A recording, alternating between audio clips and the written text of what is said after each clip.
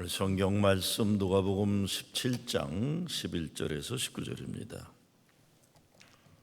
예수께서 예루살렘으로 가실 때 사마리아와 갈릴리 사이로 지나가시다가 한 마을에 들어가시니 나병 환자 10명이 예수를 만나 멀리 서서 소리를 높여 이르되 예수 선생님이여 우리를 불쌍히 여기소서 하거늘 보시고 이르시되 가서 제사장들에게 너희 몸을 보이라 하셨더니 그들이 가다가 깨끗함을 받은지라. 그 중에 한 사람이 자기가 나은 것을 보고 큰 소리를 하나님께 영광을 돌리며 돌아와 예수의 발 아래에 엎드려 감사하니 그는 사마리아 사람이라. 예수께서 대답하여 이르시되 10사람이 다 깨끗함을 받지 아니하였느냐? 그 9은 어디 있느냐? 이 이방인 외에는 하나님께 영광을 돌리러 돌아온 자가 없느냐 하시고 그에게 이르시되 일어나 가라 내 믿음이 너를 구원하였느니라 하시더라. 아멘. 오늘 이야기는 병에 걸린 사람이 예수님 만나서 몸이 고침 받는 것만이 아니라 하나님 은혜의 세계로 들어오는 구원에 대한 이야기입니다. 회복의 이야기인데 하나님께로 돌아오는 인간 존재의 전적인 회복을, 똑같은 인생의 내용을 살아도 그 인생을 살아가는 마음과 믿음에 따라 사람이 달라집니다. 모세가 가나안 정탐을 위해 보냈던 12명 가운데 갈렙과 여호수아 2명만이 하나님 출애굽 약속을 믿어서 가나안 땅에 들어갈 수 있었습니다. 오늘 이야기는 나환자 중에 10명이 다 고침받았는데 한 명만 하나님 은혜의 영역으로 들어왔다는 것을 말해주고 있습니다. 10명 모두 나병에 걸렸어요. 문둥병입니다. 이들은 자기가 속해 있는 공동체, 가정, 사회에서 쫓겨난 사람들입니다. 그 당시 가장 무서운 병이었는데 이들 모두 예수님 만나서 고침받았지만 9명의 유대인은 예수님 찾아오지 않았어요. 한 사람 사마리아 사람만 예수님을 찾아와서 고맙다고 말합니다. 저는 성경을 읽을 때 가끔 궁금한 것은 그렇게 싫으면 꼴을 안 보고 살면 돼요. 그렇죠? 상종하지 않으면 되는데 유대인들과 사마리아 사람들이 정말 싫어하면서도 서로 얼굴을 보고 살아야 하는 공간과 시간이 있었다는 것입니다. 그런 때마다 예수님은 사마리아 사람들을 예수님이 말씀하고자 하는 이야기에 선한 사람 또는 하나님의 은혜를 아는 사람으로 부각시킵니다. 사마리아 사람들만이 아니라 누가복음에서는 집요하게 의도적으로 당시 유대 사회에서 소외된 인간들을 등장시켜요. 그리고 이 사람들이 하나님 나라 구원과 은혜의 영역으로 들어가는 주인공으로 삼아주세요. 하나님 나라의 주역은 그 사회의 밑바닥 인간들이라는 것을 암시해주고 있는 것입니다. 제가 지난 금요일 한국에서 종합건강 진단을 받고 왔습니다. 환자복으로 갈아입고 검사를 받는 가정에 보니까 귀천에 구별이 없어요. 다 똑같은 옷 입고 있어요. 외국인 노동자들도 있더라고요. 모두 환자복 입고 검사 받으러 대기번호를 가지고 기다리는 인간 차별이 없는 평등 세상이 보기가 좋았어요. 저는 대한민국 떠난 지 50년 되니까 그날에 세금 낸 적이 없습니다. 외국인 노동자들은 일하면서 내고 있을 거예요. 그러나 최첨단 의료시설을 갖춘 그 병원에서 사람을 차별하지 않고 검진을 모두 최고 서비스로 해주는 것이었습니다. 저는 주민등록증이 없습니다. 미국 여권번호를 내고 수속을 했는데 제가 잘못 알고 있는지 모르지만 돈 내는 것 차별이 없는 것 같았어요. 미국과 비교하면 엄청 저렴한 가격에 최고 최첨단 종합검진을 하면서 참 고맙다 이런 생각을 했습니다. 목욕탕에 들어가는 거나 다 빨가벗고 옷을 입지 않고 들어가요. 마찬가지로 병원에 들어가서 진단받기 위해서 누구나 같은 옷을 입습니다. 오래전에 교인들 가운데 암에 걸리는 분들이 많아지면서 이 암에 걸린 사람들을 좀 더 잘 이해하기 위해서 이 기막힌 육신의 고통의 과정을 어떻게 견뎌내는지 책을 통해 좀 알고 싶어 이런저런 책을 읽은 적이 있습니다. 그 책 가운데 하나가 뉴욕에서 암수술 최고 권위 의사가 자기 아내가 암에 걸리면서 의사가 아니라 환자의 남편이 되어 암 투병에 참여하면서 깨닫는 이야기였습니다. 자기가 의사로 있는 최고 암치료 병원에 아내를 입원시키려 하는데 자기가 더 이상 의사가 아니라는 것을 자꾸 깨닫게 돼요. 환자 남편이 되어서 수속을 기다리면서 깨닫는 것이 있었습니다. 의사를 만나는 과정이 얼마나 힘들고 자존심 상하는 과정인지 환자의 가족이 되어 보면서 회개하고 반성하는 내용이 있어요. 무엇보다 그렇게 미모를 자랑하고 최고 비싼 옷과 보석으로 치장하며 살던 아내가 화장도 못하고 환자복을 걸치고 초라한 모습으로 아픔을 견뎌내느라 고생하는 모습을 보고 아무리 돈이 많고 뉴욕 최고 인정받는 의사라는 것이 소용이 없어지는 경험을 솔직하게 썼어요. 자기들이 아파보고 자기들이 뻘거벗어 보면서 다른 사람들의 아픔 앞에서 겸손해지고 아픔을 공감하는 능력이 커지고 아픔을 통해 성숙해 가는 이야기였습니다. 고침받은 유대인 9명은 이제 다시 유대 사회 속으로 들어가 살면 됩니다. 그러나 사마리아 사람은 사마리아인으로 당하는 계속되는 차별을 유지하고 살아야 됩니다.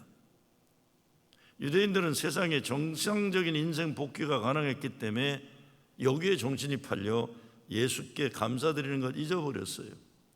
사마리아 사람은 계속 차별 사회에 살아야 하니까 영적인 목마름이 있는 겁니다. 예수님을 찾아와서 감사를 드립니다. 앞으로도 예수님 만나 계속 감사하는 인생을 살게 될 것에 대한 그 사람의 기대가 담겨져 있는 것입니다. 성경에 보면 항상 기뻐하라, 쉬지 말고 기도하라, 범사에 감사라 하는데 모두 명령형이에요. 조건이 아니라 명령입니다. 기뻐하는 것도 기도하는 것도 감사하는 것도 삶의 조건에 따라 하고 안 하고 그러는 것이 아니라 명령하는 거예요. 기쁨과 기도와 감사 하나다. 기뻐하니까 감사하고 감사하니까 기뻐하고 기도하니까 감사할 줄 모르던 사람이 감사를 알고 감사하는 마음의 사람이 하나님께 기도하게 되는 겁니다. 오늘날 이 시대가 감사에 불감증에 걸린 시대라는 말을 합니다. 은혜를 모르는 은혜 불감증도 마찬가지입니다. 오늘이 프러싱 제1교 한옥회중 창립 47년 되는 날입니다. 1970년대 한국에서 미국 이민이 막 시작되면서 뉴욕 프러싱에 한옥회중이 시작된 겁니다. 제가 73년도에 미국 왔습니다. 당시만 해도 시카고에서 길가의 한인만이 아니라 비슷하게 생긴 동양인만 봐도 우리는 멀리서도 꾹복 인사를 했어요. 한국에서 약국을 운영하던 어머니가 박스 만드는 공장에 다니셨는데 당시에 피스워크라고 해서 집에 가지고 와서 일하도록 했어요. 오버타임 페이 안 해주겠다는 거지만 조금이라도 더 벌려고 어머니는 항상 일을 가지고 오셨어요. 우리 형제들은 저녁 먹고 나서는 어머니 일을 열심히 도와드렸습니다. 어쩌다가 우리 형제들이 외식하게 되는 경우 행복을 누리는 것이 켄터키 프라이 치킨이었습니다. 그보다 더 좋은 음식은 우리는 없었어요. 미국에 도착하고 얼마 되지 않아서 교회 집사님이 우리 삼형제를 던킨 도넛에 데리고 가서 도넛을 하나씩 사주셨어요. 막내 동생이 그때 초등학생이었는데 단숨에 도넛 하나를 삼켜버리고 제게 이렇게 말합니다.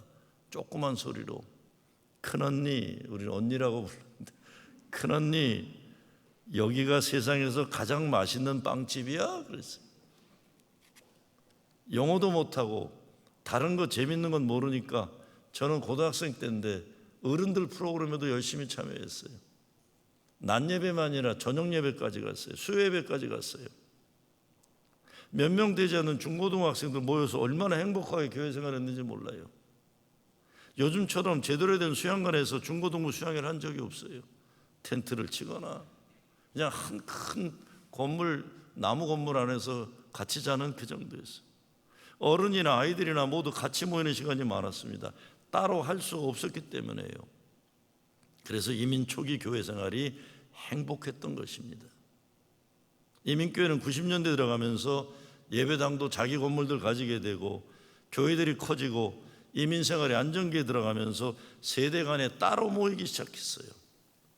뭐 교회에 중고등부 전도사 따로 있고 영어 목회 따로 있고 이런 것만 교회라고 생각했어요.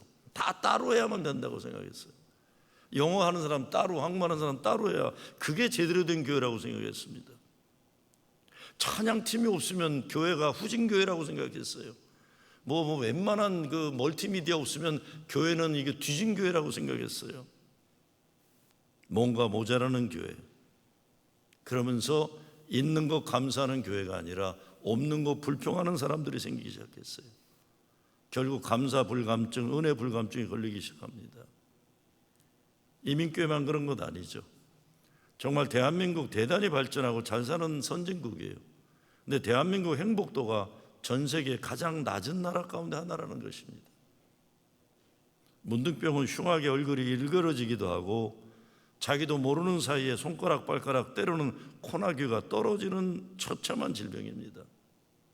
그들은 사람들이 사는 곳에 살 수가 없이 격리되어 살아야 됐어요. 근데 오늘날도 사람들 사는 곳에 살 수 없는 사람들이 얼마나 많습니까? 사회가 버리고 때로 가족마저도 버리는 병에 걸리는 사람들입니다. 문득병은 육신의 병만이 아니라 사회적으로 종교적으로 버림받는 끔찍한 질병입니다. 어느 사회나 이런 질병들이 있는 것이죠. 근데 예수님은 이 사람들을 고쳐주십니다.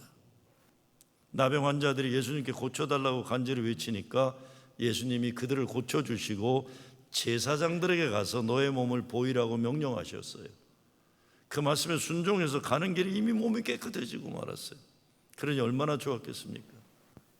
제사장들에게 몸을 보이라고 하는 것은 이제는 성전에 들어가서 예배 드릴 수 있는 자격을 회복하게 됐다는 겁니다. 다시 집으로 돌아갈 수 있게 된 거예요. 다른 멀쩡한 사람들과 마찬가지로 식당에도 가고 동창회도 가고 사람들 사는 곳에 갈 수 있는 것이 된 거예요. 여러분, 코로나 사태 시작할 때 코로나가 걸렸다는 말 듣고 완전히 문둥병처럼 취급되던 때가 있었어요. 우리 교회도 막 시작하자마자 소문이 막 나가서 뭐 영사관까지 발표했다고, 프로싱 제일교회 담임 목사도 걸리고 그래서 뭐 난리가 났어요. 신문사에서 연락이 오고. 지금은 그런 일 없죠. 다 걸리니까 다. 그때는 코로나 걸렸다는 게 뭔가 큰 죄진 사람들처럼 서로 쉬쉬하고 그랬던 적이 있어요. 아니, 코로나 걸리는 것도 그런데 문둥병에 걸려 평생 살아야 한다는 것, 천하 죄인 되는 것이고 평생 고통 가운데 살아야 하는 것입니다. 그러니 문둥병에 걸렸다가 고침을 받았다는 것은 기가 막히게 감사한 일입니다. 그런데 10명 가운데 단 한 사람, 사마리아 사람만 예수님께 돌아와 감사를 드립니다. 어떤 성서학자들은 다른 9명 유대인들은 문둥병이 고침받고 나니까 그때부터 사마리아 사람도 왕따시키고 차별하기 시작했다. 그거 먼저 시작했다는 겁니다. 일리가 있어요. 사람들이 이렇게 못된 인간들입니다. 우리가 어떻게 진정한 감사의 생활을 할 수 있겠습니까? 첫째, 당연하게 생각하지 말아야 돼요. 영어로 don't take it for granted. 지난 금요일 병원에서 위내시경을 하기 위해 앉아 있는데 갑자기 간호원들이 남자분들 좀 도와주세요 하고 소리를 질러요. 근데 남자들이 있는데 이게 무슨 소리인지 금방 접수가 안 되는 거예요. 왜 갑자기 뭘 도와달라는지. 제가 이렇게 보니까 어느 남자가 쓰러진 거예요. 제가 달려갔어요. 40대 초반 된 것 같은 남자가 검진을 받다가 의식을 잃고 쓰러졌어요. 몸이 무거운 남자예요. 여자 간호원들이 쩔쩔매요. 그래서 제가 저도 이렇게 환자복 입고 가서 그 사람 번쩍 같이 들어가지고 수술 침대에 올려줬어요. 젊은 남자가 그렇게 쓰러진 것 보니까 계속 마음에 이게 걸려요. 혹시 어떻게 되지는 않았을까? 결국 참지 못하고 제가 제 검진 과정에 살짝 나와가지고 거기 간호원한테 가서 물어봤어요. 그 자리에 가서. 잘 의식이 회복됐고 도와줘서 고맙다고 합니다. 근데 제가 40대 젊은이가 이렇게 쓰러진 걸 내 앞에서 보니까 생명이라는 것, 건강이라는 것 얼마나 유한한 거고 얼마나 쉽게 망가질 수 있는지 생생하게 볼 수 있었어요.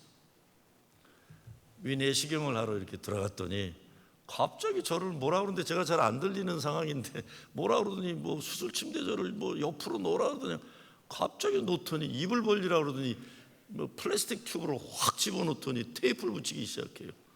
야, 이게 뭔가 갑자기 별 생각이 다 들어요. 얼마나 일을 잘하는지 마취를 하는지도 모르는 사이에 마취가 되었고, 조금 지난 것 같은데 아주 친절한 목소리가 들려와요. 김정호님 일어나세요. 다 되었습니다. 그래요. 날 깨워주더라고요. 그 순간 나 살았구나. 하나님 감사합니다. 나 살았구나. 감사가 저절로 나왔어요. 아무도 일어나세요 하는 사람이 없이 내 인생 그렇게 마칠 수도 있는 게 인간인 겁니다. 다행히도 저는 일어나세요, 수고하셨어요는 소리를 들었어요. 건강도 생명도 오늘 잠자리도 아침밥도 저녁밥도 절대로 당연한 것 아닙니다. 내 부모도 내 자녀도 내 아내도 내 남편도 절대로 당연한 것 아닙니다. 내 교회도 내 학교도 내 직장도 당연한 것 절대 아닙니다. 모두 하나님 은혜인 것입니다. 11절 말씀에 보면 예수님이 예루살렘으로 가실 때에 사마리아와 갈릴리 사이로 지나가시다거든요. 예루살렘으로 간다는 것은 이스라엘 종교와 정치, 경제의 중심으로 간다는 거예요. 근데 예수님이 예루살렘으로 가시는 길에 사마리아와 갈릴리 사이로 지나가셨다는 거예요. 이거 우연한 걸음걸이가 아니라 의도적으로 발길을 그쪽으로 향했더니 사마리아와 갈릴리의 사이를 가셨다. 사마리아는 유대인들이 가장 멸시하는 땅이죠. 그러면서도 유대인들에게서 사마리아는 반드시 다시 만나서 관계를 회복해야 되는 형제들이에요. 아시리아 제국에 의해서 나라를 빼앗기면서 식민지가 되었던 그 땅의 사람들, 그리고 거기에서 식민 제국의 피해자가 됐던 그들이 사마리아 사람들이에요. 동족이에요. 그런데 가장 미워하는 사람들이 된 거예요. 갈릴리는 같은 유대 백성이지만 아무리 열심히 농사를 져도 로마에게 곡식을 다 빼앗기는 척박한 버림받은 가난한 사람들의 땅, 이 사람들을 히브리어로 암하레츠라고 해서 땅의 사람들이라고 불렀어요. 예수님 생애를 보면 예루살렘으로 가셔서는 새 역사를 위한 개혁적인 사역을 하시고, 사마리아에 가셔서는 사마리아 사람들도 하나님이 귀하게 여기는 자녀라는 존귀함의 회복을 시켜주시고, 갈릴리에 가셔서는 천국의 복음을 가르치시고 그들을 제자 택하시고 병자들을 고쳐주시고 사탄마귀 권세를 물리치시고 갈릴리 사람들이 하나님 나라 거룩한 백성이라는 존엄을 회복시켜 주셨어요. 예수님은 문둥병자들을 그냥 고치셨다기보다 사마리아와 갈릴리 사이에 있는 세상에서 버려진 사람들을 이제 사람답게 살 수 있도록 하나님 나라의 중심부로 그들을 초대하시고 인도하시는 거예요. 유대인들도 문둥병자였을 때는 버려진 사람들과 함께 살아야 하는 사람들이었는데 병고침을 받게 되니까 이제 사마리아 사람들을 경계 바깥으로 밀어내고 자기들은 다시 종교, 정치, 경제의 중심부로 들어가고 있어서 예수님으로부터 멀어지고 있었던 겁니다. 인간에게는 기본적으로 측은지심이라는 게 있어요. 동병상련이라는 말도 있죠. 같은 병을 앓고 있는 사람끼리 서로 동종한다 이런 뜻이에요. 그래야 되는 거죠. 그런데 모르겠어요. 미국 사회도 그렇죠. 한국 사회에 이런 것이 없어지기 시작하는 것 우리가 알아요. 함부로 해요. 갑질들 해요. 돈 있는 젊은이가 경비원에게 뺨때기를 때려도 가만히 어쩔 수 없는 세상이에요. 인간이 인간 되기를 거부하는 것이 이 돈으로 만들어진 천박한 자본주의사의 현실이 되고 있는 거예요. 15년 전쯤 제가 이전에 섬겼던 교회가 막 성장을 할 때 부목사들 사이에 갈등이 많았어요. 일도 많고 제대로 돌아가기 위해서는 손발이 맞아야 하는데 조금만 엇박자가 되면 일에 문제가 생기고, 그러다 보면 회의 시간에 책임자가 야단을 맞기도 하고 열심히 뺑뺑 돌아가야만 했던 때가 있습니다. 저 역시 긴장하고 교회 부흥시켜야 된다는 이 강박관 때문에 사실은 좀 함부로 소리 지르는 것도 잘하던 때였어요. 그러니 당연하게 일을 잘하는 사람들이 부딪히게 되고, 그때 부목사 두 사람이 서로 힘들어하게 됐습니다. 두 사람이 관계가 나빠졌어요. 오래된 일이지만 제 마음에 그것이 남아 있었어요. 두 사람 모두 좋은 목사들이고 학교 선후배 관계인데 조화 일을 하다가 그런 관계가 이루어지니까 제 마음이 편치가 않았고 저도 도의적인 책임을 느끼고 있었어요. 그래서 한국에서 돌아오기 전날 금요일 저녁에 제가 해물찜을 시켜놓고 오라고 했어요. 서울에서도 인천에서 왔어요. 10몇 년 만에 두 친구가 만났는데 얼마나 반가워하고 좋아하는지 몰라요. 제가 밥 먹자고 하지 않았으면 계속 그냥 따로 평행선 갔을 텐데 만나게 되니까 너무 서로들 좋아해요. 가만히 생각해 보니까 그 두 사람이 막 티격태격 할 때만 해도 30대 중반이었어요. 모두 미래가 창창하고 자신만만했던 나이였습니다. 한 사람은 장인어른이 큰 교회 목사였고 다른 한 사람은 아버지가 큰 교회 목사였어요. 그런데 지난 10여 년 세월 지나면서 목회하면서 고생들을 많이 했어요. 마음고생만이 아니라 한 친구는 목에 쇠심을 박을 정도로 교회 일 아무도 교인들이 안 도와주니까 어려운 교회에다가 교회 지붕에 올라갔다가 넘어져가지고 이 목이 다쳐버렸어요. 팽팽하게 만만할 때는 갈등했지만 중년의 나이가 접어들게 되고 목회하면서 아픔과 어려움을 경험하면서 서로 측은지심과 동병상련의 마음이 동하게 된 겁니다. 얼마나 감사한지요. 오늘 우리가 집중해야 하는 것은 병고침이 아니라 존재 자체가 하나님 은혜와 구원의 세계에 들어가는 사마리아인이 누리는 축복을 받아야 되는 겁니다. 사마리아 사람만 진정 우리의 죄를 용서하시고 구원하시는 예수 그리스도에게 왔다는 것입니다. 사마리아 사람은 예수님에게 와서 구원의 경계 안으로 들어왔고, 유대인들은 세상적으로 성공의 중심부인 예루살렘을 가면서 구원의 경계선 바깥으로 나가게 되는 거예요. 18절에서 예수님은 그를 이방인이라고 합니다. 이 이방인 외에는 하나님께 영광을 돌리러 돌아온 적 없느냐는 거예요. 일어나 가라, 내 믿음이 너를 구원하였느니라. 뭡니까? 예수님은 병만 고친 게 아니라 이 사람으로 하여금 이제 이 세상에서 사람답게 존중받고 살아갈 조건을 만들어 주었고 영원한 생명을 허락하신, 더 나아가서 사마리아와 갈릴리 사이에 살아 있던 변두리 인간들이었지만 하나님 나라에 책임 있는 존재로 쓰임받게 하시러 초대하시는 겁니다. 그래서 온전한 감사가 가능하려면 예수님이 명령하신 것처럼 우리가 사마리아로 가야 돼요. 거기 가서 그들도 우리와 같은 사람이라는 것, 만나서 관계를 회복해야 한다는 것 깨달아야 되죠. 이방인이 당하는 아픔과 어려움을 공감해야 됩니다. 사람들이 감사할 줄을 모르는 건 자기 자신들이 대단한 인간이라는 착각 때문에 그렇습니다. 그러니까 하나님의 은혜로 살고 있다는 기본을 모르는 거죠. 은혜를 알아야 감사가 가능한 것입니다. 유대인들은 한 사람도 예수님께 와서 감사드리지 않았던 것 다른 게 아니에요. 당연하게 생각한 거예요. 이제 병이 나았으니까 딴 세상 사람들도 살 수 있게 된 겁니다. 그러나 사마리아 사람은 다시 말씀드리지만 병이 난다고 해도 삶의 문제가 해결되지 않아요. 하나님의 은혜가 없으면 살 수 없는 심령이 가난한 자가 되는 겁니다. 심령이 가난하니까 은혜를 아는 거죠. 두 번째, 감사하는 사람에게는 감사의 조건들이 늘어납니다. 감사할 줄 모르고 불평 일삼는 사람들은 불평이 늘어나는 거예요.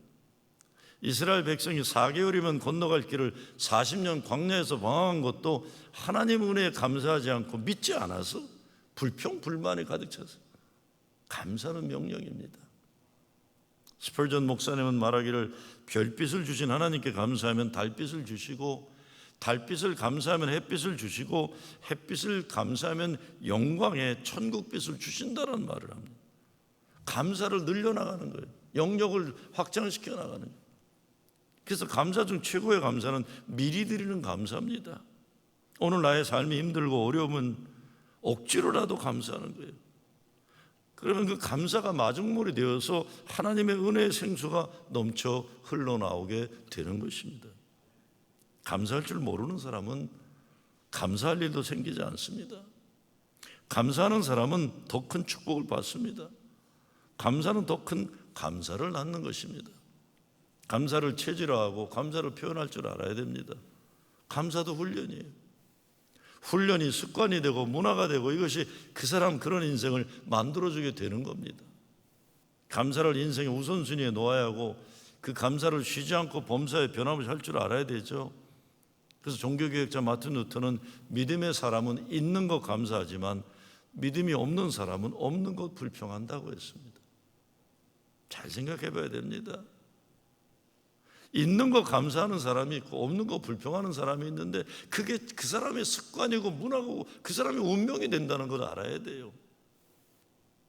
15절에 보면 병 고침 받은 나병 환자가 큰 소리로 하나님께 영광을 돌리며라고 되어 있습니다. 근데 나병에 걸렸던 사람이 고침받았다는 것, 멀쩡한 사람이 됐다는 건데, 그러니까 아프지 않은 사람은 펄펄 뛰면서 감사해야 돼요. 제가 잘 아는 분이 사업을 잘해서 돈을 크게 벌었어요. 돈을 크게 벌게 되니까 딴짓을 하더라고요. 그러더니 젊은 여자하고 살림을 차리더라고요. 그러다가 갑자기 사업이 망하더라고요. 망하니까 젊은 여자가 그 남자하고 살 리가 없어요. 인간 우습게 되었죠. 사람 체면 염체가 있으니 다른 도시로 가 살더라고요. 가끔 들려오는 소식 보면 그냥 어렵게 산다. 그러다가 언제 소식을 들으니 몸이 망가졌대요. 완전히 인간 꼴이 말이 아니게 된 거예요. 그분 아들이 교인이었어요. 제가 그분 아들에게 부탁했어요. 아버지 모셔와라. 어머니를 설득해서 이제 오갈 수 없이 버림받은 아버지 모셔와라. 그랬더니 가족이 그거를 허락해가지고 집으로 모셔왔어요. 감사하게도 그 부인이 그 못된 남편을 간호 잘해주고 자식들이 그래도 그거 아버지라고 잘 모셔가지고 사람이 됐어요. 건강을 회복했어요. 집으로 돌아와서 정신 차리고 건강을 회복한다는 다음 저를 찾아왔습니다. 목사님, 제자리로 돌아오기까지 참 오래 걸렸습니다. 제가 있어야 할 자리에 있을 수 있다는 것이 이렇게 귀중한 줄 정말 절실하게 깨달았습니다. 감사합니다. 아이고, 생각 같아서는 지하실 끌고 가서 그냥 손 봐주고 싶지만 어떻게 해요? 다 망가진 인생. 이제 은혜를 알게 됐는데요. 은혜를 알게 됐는데 집으로 돌아온다는 게, 여러분 호모의 오디세이라는 것도 그 얘기예요. 집으로 돌아오는 게, 중년 남자들은 집으로 돌아오는 게 이렇게 어렵다는 걸 얘기하는 게 오디세이라는 장편의 서사시가 그겁니다. 여러분이 있어야 할 제자리에 있는 여러분, 정말 하나님 영광과 찬양과 감사를 돌리셔야 돼요. 하나님의 큰 은혜가 아니면 여러분 지금 이 자리에 이렇게 사는 것은 불가능한 것입니다. 요한 웨슬리에게 가장 큰 영향을 끼쳤던 윌리엄 로어가 이런 말을 해요. 이 세상에서 가장 큰 성자가 누구인지 알기를 원하는가? 그는 기도를 제일 많이 하는 자도 금식을 제일 많이 하는 사람이 아니다. 자선을 제일 많이 하고 절제의 정숙과 정의로운 일을 있어 탁월한 사람도 아니다. 이 세상에서 가장 위대한 성자는 모든 일에 하나님께 감사하는 사람이다 그랬어요. 여러분, 뉴욕 프로신 교회 어쩌면 가장 약한 게 감사할 줄 아는 마음들이에요. 감사하게도 3부 예배는 그게 그래도 좀 나아요. 왜?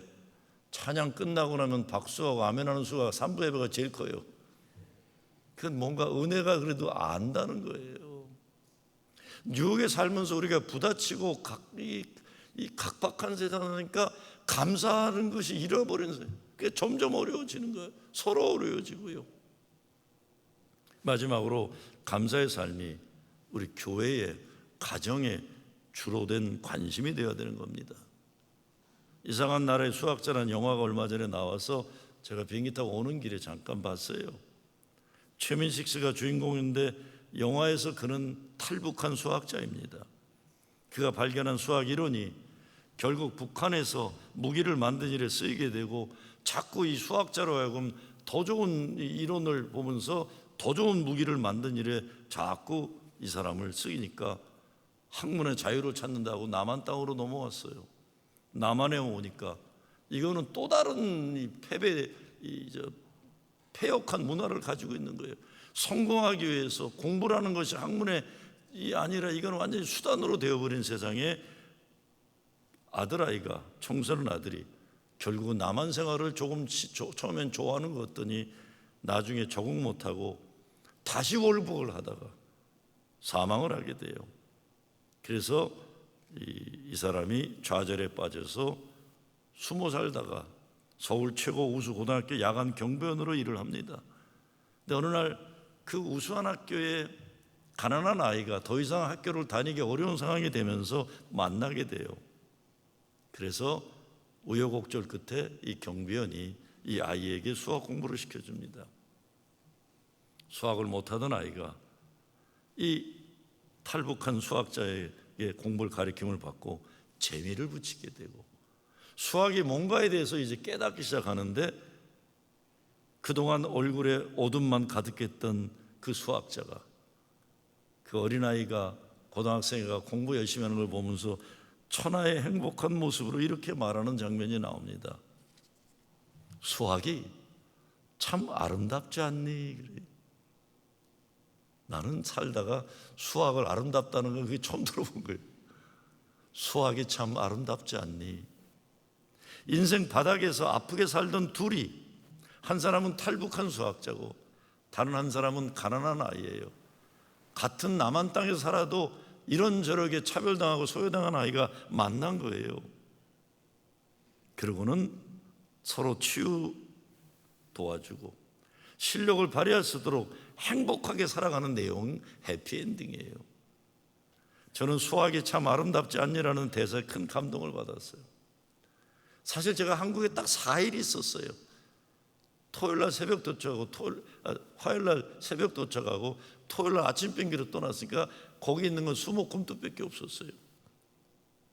제가 철원에 있었고 좀 먼 곳에 있었는데도 저를 찾아오는 사람들은 거의 모두가 어려움을 겪고 있는 목회자들이었어요.